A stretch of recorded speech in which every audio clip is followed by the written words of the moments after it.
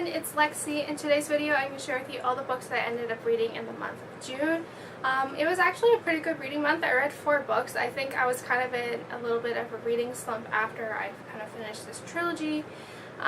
But yeah, I still really enjoyed all the books that I read. I enjoyed all of them actually. So yeah, without further ado, let's get started. So the first book that I read this month was a reread for me, and I wanted to see it before I watched the movie, and I have a full review of this movie if you want to check it out. I'll leave it in the description bar down below. But it was Me Before You by Jojo Moyes. I read this last summer and I really enjoyed it. I still really enjoy the book, and I was actually surprised that I enjoyed the movie more, I think. I didn't cry during the movie because I read I've seen it kind of for the 3rd time, I guess you could say, because I've read it twice and I saw it, so I kind of knew what to expect.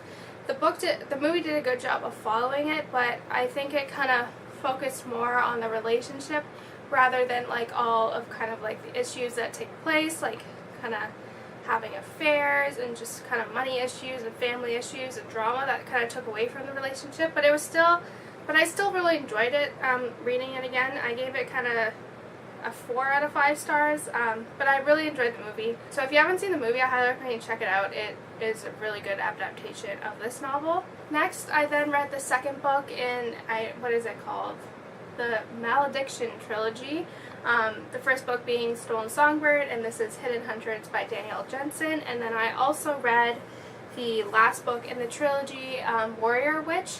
And I really liked this. I gave him a solid 5 out of 5 stars all the way through. Very action-packed. It had a very strong female character, and I think the ending was a little bit unexpected just because everything that kind of has to happen. But I really enjoyed it. I kind of was thrown. It was just really good. So if you haven't checked this trilogy out, I highly recommend you do. They're actually pretty cheap on Amazon, so I really liked it. This issue though, this novel edition, had a lot of typos and errors in it, so if you've read this, let me know if yours did too, because it was actually kind of annoying. One time, it was mid-sentence and then it just skips to a different line, and it was just okay, I think someone needs to fix that.